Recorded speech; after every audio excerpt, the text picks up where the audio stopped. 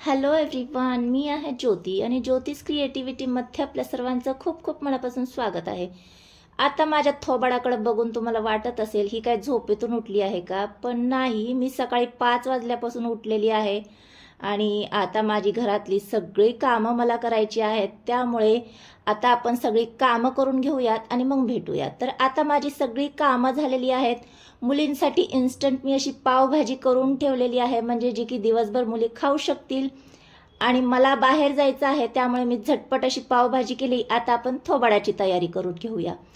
तर बाहेर जाण्यासाठी माझ्याकडे छान असा ड्रेस नव्हता, त्यामुळे हा मी कॉर्ड सेट मागवलेला आहे. हा ऑनलाईन मागवलेला आहे. खूप सुंदर आहे, साधा सिंपल आहे, स्लीवलेसमध्ये आहे. तुम्हाला जर हा ऑर्डर करायचा असेल ना तर लिंक मी खाली डिस्क्रिप्शनमध्ये देईल, तो पाहू शकता. खूप सुंदर, अगदी झगामगा मला बघा असाही नाहीये, साधा सिंपल, अगदी कुठल्याही कार्यक्रमासाठी तुम्ही जर घातला ना तर कम्फर्टेबल वाटेल असा हा ड्रेस आहे. तर दिवसभर मला घालायचा होता त्यामुळे कम्फर्टेबलच मी ड्रेस चूज केलेला होता. तर आता इथे मी तयार झालेली आहे. तर तयार होताना तुम्हाला इथं वाटत असेल ही अगदी सिंपल अशी तयार झालेली आहे. तर मला 6 तासाचा प्रवास करायचा आहे, त्यामुळे अशी मी सिंपलच तयार झालेली आहे. तर आता मला झटपट असं निघायचं आहे आणि आता आपण पुढे जाऊया. तर फायनली जिथे मला जायचं होतं तिथे मी पोहोचलेली आहे. तर खूप उशीर झालेला आहे. तुम्हाला मगाशीच सांगितल्यासारखं मला 6 तासाचा प्रवास करून इथं यायचं होतं. तर खूप उशीर लागणार होता, त्यामुळे सिंपलच असं आपल्याला तयार व्हायचं होतं. तर फायनली इथे आपण SVP स्टेडियममध्ये पोहोचलेलो आहोत. तर आपण आज इथे कुठल्या कार्यक्रमासाठी आलेलो आहोत, तर आज इथे होणार होता मोठासा फंक्शन, फॅन फेस्ट.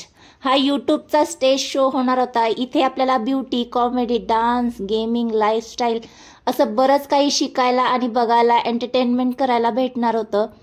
इथे ना यूट्यूब क्रिएटर जे आहेत ना त्यांनाच एंट्री होती, त्यामुळे इथे आतमध्ये मी एकटीच आलेले होते.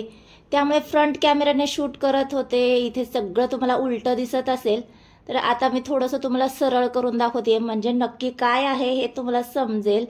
इथे बरेचसे लहान मोठे सगळे प्रकारचे क्रिएटर आलेले होते.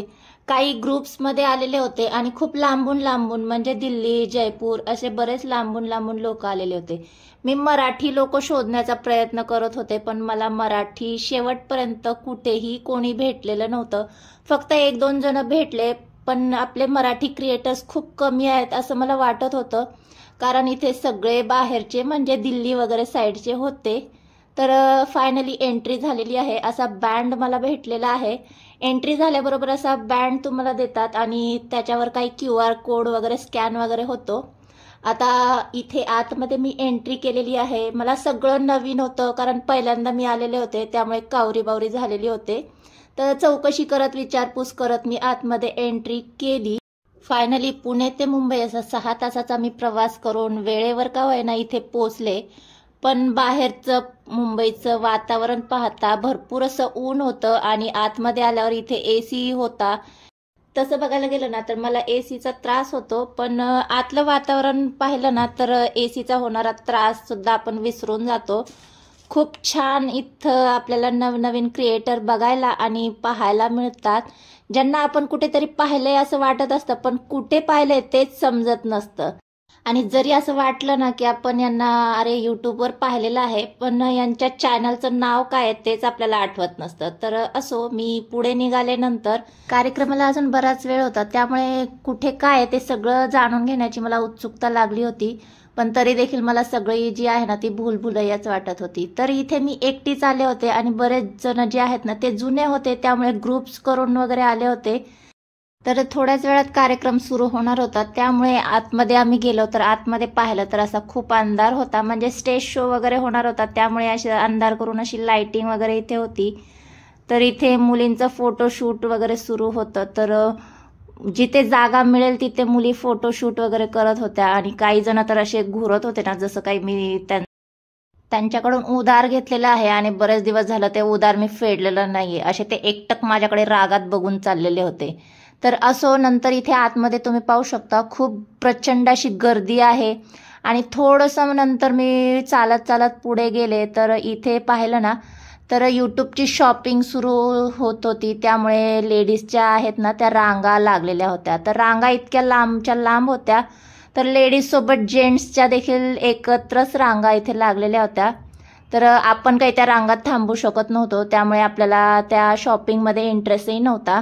तर नंतर मी थोडंसं पुढे गेले, तर पुढे पाहिलं तर काहीतरी वेगळं असं होतं. म्हणजे जिथे जागा भेटेल तिथे मुलींचं फोटोशूट सुरूच होतं. तर इथे देखील थोडंफार फोटोशूट वगैरे मी देखील करून घेतलं, कारण आपणही या इव्हेंटमध्ये आलेलो आहोत, त्यामुळे आपणही या सर्व गोष्टी केल्याच पाहिजे. त्यामुळे फोटोशूट मी देखील करून घेतलं. आणि थोडंसं नंतर की एक्झॅक्ट हे आतमधलं वातावरण कसं होतं, तर इथे तुम्हाला दिसत असेल खूप सुंदर स्टेज शो वगैरे होणार होते, त्यामुळे असं इथे आतमधलं वातावरण तयार होतं. तर आता फायनली कार्यक्रम सुरू होणार होता आणि लगेच सर्वांनी आपापल्या जागा पकडून घेतल्या. कार्यक्रमाची सुरुवात छान अशा डीजेने स्टार्ट झाली, कारण एंटरटेनमेंट आहे त्यामुळे डीजेने स्टार्ट होणार होतं. तर साऊंडचा थोडासा मला त्रास झाला, त्यामुळे स्टार्टिंगला मी पुढे होते, नंतर मी मागे आले आणि मागे आल्यामुळे मला सगळं जे काही शूट आहे ना ते स्क्रीनवरचंच शूट करावं लागलं. तर इथे स्क्रीनवर छान असा डान्स वगैरे सुरू होता, सर्वांनी डान्स वगैरे केले. आपल्याला काही डान्स वगैरे येत नव्हता, त्यामुळे आपण शांत असं मागे बसूनच डान्स हा एन्जॉय करत होतो. तर ज्यांना डान्सची आवड आहे त्यांनी भरपूर असा डान्स केला आणि नंतर बरेचसे क्रिएटर्स वगैरे आले होते आणि त्यामध्येच आपल्या सर्वांच्या ओळखीच्या एंटरटेनमेंटच्या बादशाह फराह खान मॅम देखील तिथे आलेल्या होत्या. त्यांनी देखील आमचं खूप छान असं मनोरंजन केलं आणि भरपूर असे आम्हाला टिप्स आणि गायडन्स दिलेले आहेत. म्हणजे तुम्ही कशा पद्धतीने एक बेस्ट यूट्यूबर बनाल त्यासाठी गायडन्स आणि भरपूर माहिती आम्हाला प्रोव्हाइड केली. आम्हाला शॉपिंग आणि कोलॅबरेशनबद्दल माहिती भेटली. इथे आल्यामुळे आम्हाला खूप छान असं मार्गदर्शन भेटल्यामुळे आजचा दिवस आमचा खूप छान आणि मजेत गेला. तर नंतर फॅन फेस्ट संपल्याच्या नंतर जे काही थोडेफार आमचे मित्र झाले त्यांच्यासोबत आम्ही फोटोशूट केले आणि फायनली असा आमचा आजचा फॅन फेस्टचा कार्यक्रम पार पडला. आता मी बाहेर निघालेली आहे, तर एक्झिट शोधत आहे मी. तर आतमध्ये आल्यापासून मी अशी कावरीबोरी म्हणजे भुलभुलैयामध्ये आल्यासारखेच झाले होते. तर एक्झिट शोधतानाही माझी तीच अवस्था झालेली होती, कारण आतलं जे आहे ना स्पेस तो इतका मोठा होता ना, तर एक्झिट कुठे आहे तेच मला सापडत नव्हतं. नंतर मी चौकशी करतच बाहेर देखील पडलेली आहे. बाहेर पडण्याच्या आधीच मी आमच्या ह्यांना कॉल करून गेटवर येण्यासाठी सांगितलं, कारण बाहेरही अंधार पडला होता, त्यामुळे बाहेर गेल्यावरही माझी तीच अवस्था होणार होती. तर आजचा हा माझा फॅन फेस्टचा ब्लॉग तुम्हाला कसा वाटला? आजचा ब्लॉग जर तुम्हाला आवडला असेल ना, तर प्लीज एकदा व्हिडिओला लाईक करा आणि चॅनलवर नवीन आला असाल ना तर चॅनलला सबस्क्राईब केल्याशिवाय जाऊ नका. भेटूया नेक्स्ट ब्लॉगमध्ये. तोपर्यंत बाय बाय.